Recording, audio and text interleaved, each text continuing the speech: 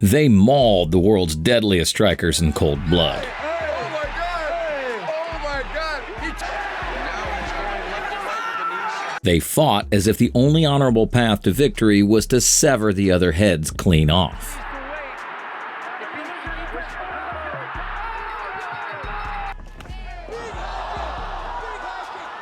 Rare sight in today's fights.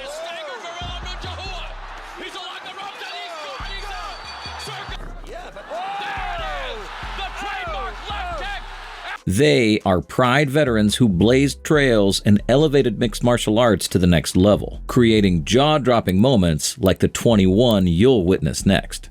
21. Anderson Silva versus Carlos Newton. We'll kick things off with a striker versus grappler matchup between Anderson Silva and Carlos Newton, who shined bright with his wrestling in the first round. But the spider slipped through Newton's claws in round 2, ensnaring his foe in his web of violence with a thunderclap of a knee, before delivering the fatal blows. Oh my God, yes, the upper part of the shin, which... 20. Chuck Liddell versus Guy Metzger. Silva is a bad man, like Chuck Liddell, who is the embodiment of chaos, and Guy Metzger found that the hard way at Pride 14 in 2001. Liddell kicked things off with a punch-to-kick combo, followed by a steamy right hand. Very careful touching gloves right there. Combination, by the way. Metzger responded with a nasty right hand and a left high kick of his own. Guy Metzger comes for, oh, very nice high. Liddell got pissed and went for the kill, turning what looked like a technical chess match into a nasty brawl. Again, he connected if he puts a little bit more power behind it. Oh, a very nice left. Well, as a counter fighter and coming in raging with a left hook. Can take match so far. Nice. Even in the face of Liddell's relentless aggression, Metzger danced around the ring with crisp kickboxing. Straight. Good double jab there. Good. A little bit of control here. Beginning that guy was a little tired. Later in the first round, Metzger nearly finished his striking showcase with a spectacular knockout, dropping Liddell like a house of cards. I take that back. Metzger threw the high kick. Metzger really coming after. After a nightmare of a first round, Liddell threw the kitchen sink at Metzger as soon as the fight started. And some classic moves. Straight rights, left hooks, low kicks.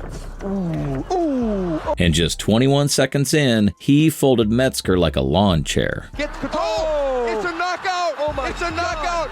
Chuck Liddell has knocked him. 19. Sergey Kharitonov versus Muro. If you think that was brutal, wait until you see the chaos that unfolded when Russian mercenary Sergey Kharitonov danced with Muro at Pride Total Elimination in 2004. As soon as the bell rang, Muro blitzed in like a house on fire, putting the big Russian on the back foot. That was a good left hook there from Kharitonov. So we know, look. Strong his upper body into it, which is good. Before sending his brain cells into an orbit with a clean left hook. Sergey fired back with combos of his own, but Rua seemed to have more sting in his paws. Failing to keep up with Rua's striking prowess, Sergey put his judo skills to good use, securing a much-needed takedown. Rua made it back to his feet quickly, and then forced the Russian into a dirty slugfest. Once the dust settled, the Russians started to rip Rua's breadbasket with crushing body shots. Did you think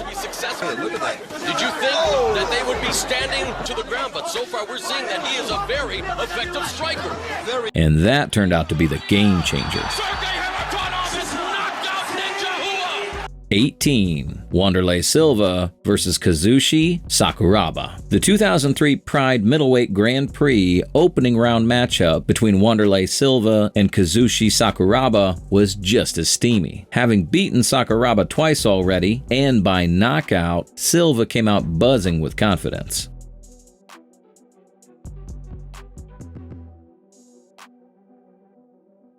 Silva pounced on Sakuraba like a bloodthirsty pit bull every time the Japanese fighter drew near.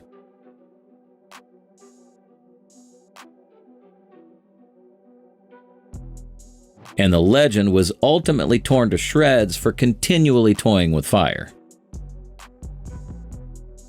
17. Wanderlei Silva versus Yuki Kondo. Sakuraba wasn't the only one who crumbled under the strikes of the axe murderer. Silva also wiped the floor with Yuki Kondo in 2004. Both fighters came out swinging, attacking like they had a train to catch and showing no concern for defense.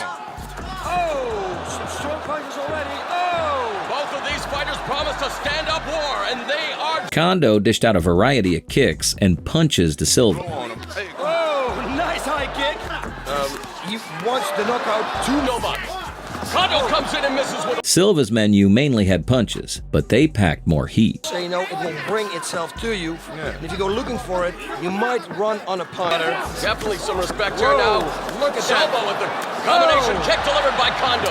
And another. But when the Brazilian finally unleashed his legs, it spelled a brutal finish for Kondo, who ate brutal foot stomps until he was separated from his consciousness. Condo on the run, and he knocks him down. There's a stop, another stop. 16. Wanderlei Silva versus Rampage Jackson. Wanderlei Silva's win over Kondo set him up for a middleweight title defense against Quentin Rampage Jackson at Pride 28, and the fight was an instant classic. Jackson made the first move, diving in to clinch battle right away to steer clear of Silva's one-punch knockout power. Jackson has to take him with the clinch and the sling. It didn't take long for Silva to break free and give Jackson a taste of the storm that was about to hit. Now we have a nice exchange. Nice knee. All right, here we go. Silva's punches kept growing in power and frequency as the round progressed. Couple of knees delivered. Now Jackson looking for a tackle. Jackson quickly took the fight to the ground, trying to limit the damage and regain control. Beautifully done. After 4 minutes of deadlock on the ground, both fighters returned to their feet, and Rampage turned the tables on Silva. It's over. Can he capitalize now on the ground? My goodness, a nice right hand. Point to Jackson. The battle raged into round 2, with both legends trading blows like there was no tomorrow. Yeah, it is. I think. After 13 minutes of violence, Silva had the last laugh when he rocked Jackson with a scorching right hand, followed by brutal knees that left the American hanging by the ropes. 15. Dan Henderson versus Wanderlei Silva. Wanderlei Silva had tasted the pinnacle of glory and pride, but he's also plunged to the depths of defeat. One of his lowest moments came during his middleweight title defense against Dan Henderson at Pride 33 in 2007. Henderson entered the cage carrying the weight of a massive reputation as a wrestler, with power in his hands that could even put a titan like Wanderlei on his back foot. But a slip gave the Brazilian a way to snare some moments of control on the canvas in the first round. Back on their feet, the two gladiators traded explosive strikes in open space and during fierce clinch battles. There's a kick by Vanderlei blasting away and the referee's Can he get out? He looks like In round 2, Henderson dominated with his wrestling prowess, keeping the axe murderer on the defensive throughout. Nice knee tap by Henderson. But didn't secure position. He's just a little too control. He's not left. Just like he's going for the pin. And in the third one, he sent Wanderlei to the dark land with a left hook followed by a thudding H-bomb. 14. Merco Crocop versus Wanderlei Silva. Maybe Wanderlei should have taken more time before the Henderson fight, especially after suffering a devastating defeat at the hands of Merco Crocop just a few months earlier. The 2006 Pride Heavyweight Grand Prix semifinal between the two OGs wasn't the slobber knocker everyone was expecting, but it still delivered. The opening seconds were charged with energy as Wanderlei tried to ambush Crocop, but only to get rocked and shoot for a takedown. Silva. Get to Crocop. Crocop the southpaw can come back with that straight left like that. Crocop's doing an incredible job of getting Crocop quickly turned the tables on the Brazilian and sliced him open with brutal ground and pound. Silva somehow got up, but was floored with a glancing left hand. The fight paused for a doctor to check on Wanderlei, but it soon resumed in the same precarious position. No damage being. Eventually, the referee had to stand him up, and just moments later, Crocop crushed Wanderlei's skull with his signature head kick. 13. Vonchanin versus Merco Crocop. Right leg hospital, left leg cemetery. For years, Merco Crocop's left roundhouse kick was celebrated as one of the most lethal weapons inside the ring, because nobody, not even an ice-cold destroyer like Igor Vonchanin, could handle it. The clash of titans between two of the world's best kickboxers of their era took place in 2003, and it was a chess match with both men making calculated moves. But it was Crocop who delivered the checkmate. Number 12. Merco Crocop versus Alexander Emelianenko. Crocop served up that vicious kick to Emelianenko too, though it wasn't the toughest one for the family. Before his 2004 showdown with Fedor Emelianenko's younger brother Alexander Emelianenko, Crocop had been targeting the last emperor. But when that fight didn't come through, he chose to take out Alexander as bait, hoping to lure Fedor into signing the dotted line. Looking to make his elder brother proud, Alexander came out firing on all cylinders. But a few sharp leg kicks quickly took the wind out of his sails. It didn't take long for Crocop to launch Emelianenko's senses into panic mode. Before switching off Emelianenko's lights with his signature head kick. Number 11. Fedor Emelianenko versus Gary Goodridge. Crocop would eventually face Fedor Emelianenko a few years later and come up short. But there's no shame in falling to the last emperor. He conquered everyone during his prime. One of Fedor's early stoppages was against Gary Goodridge, who struggled like a fish out of water. Fedor kicked things off by slicing through Goodridge's defenses with thunderous blows. And he then dragged him down to destroy his face with punches and soccer kicks until the referee would jump in and stop the massacre. Number 10. Fedor Emelianenko versus Zulu Zinho. Emelianenko's bout against Brazilian behemoth Zulu Zinho was even quicker as the GOAT dropped his foe with a crushing right and left combo. Zulu Zinho struggled back to his feet, but Fedor quickly dropped the 300-pound giant again, this time sealing the deal with vicious ground and pound. Number 9. Mauricio Rua versus Ricardo Arona. Like Fedor, Pride has housed some of the greatest legends in fight history, and Mauricio Rua was one of them, clinching the 2005 Pride Middleweight Grand Prix in dazzling fashion against Ricardo Arona, who wasted zero time taking the fight to the mat. Shogun, however, clipped him with a knee on his way up.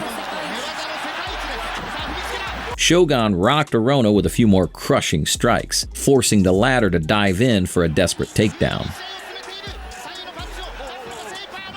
But Arona's tricks flat, as he was sent to the land of shadows, overwhelmed by a storm of brutal ground and pound.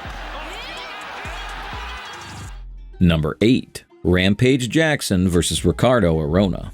That was Ricardo Arona's third career loss, and it came a few years after the most brutal defeat of his career at the hands of Quentin Rampage Jackson at Pride Critical Countdown 2004. Arona came out launching a barrage of leg kicks to stifle Jackson's forward surge. If he wants to engage in a stand-up war with a guy like Rampage Jackson. Arona's leg kicks were clearly taking their toll, leaving Jackson no choice but to shoot for a takedown. The Brazilian, however, responded by pulling a standing guard. Because he cannot slam him right now. He cannot stick this. Arona continued picking Jackson apart until they stood back up. Left to right, there's a nice high kick. Jackson wasn't going down without a fight either. Confident Arona might get a takedown. No, with The fight continued to swing back and forth between striking and grappling, with Jackson making the Brazilian pay for constantly pulling guard with one of the most brutal slams in MMA history.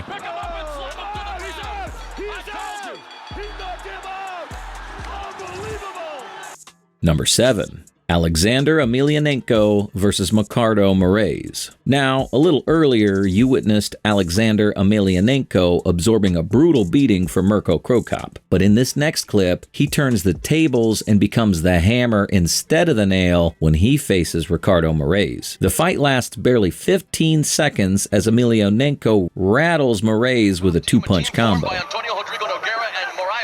And moments later, Emelianenko launches a ferocious onslaught of punches that sends Moraes crashing to the canvas, face first in a dramatic fashion. Number 6.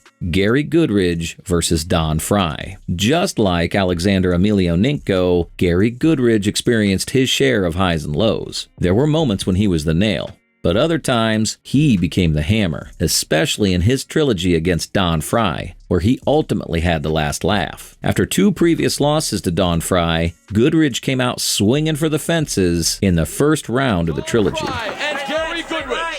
Goodridge continued to land big shots as the clock ticked, and just 39 seconds in, he knocked the legendary Frye out cold with a head kick from the shadows.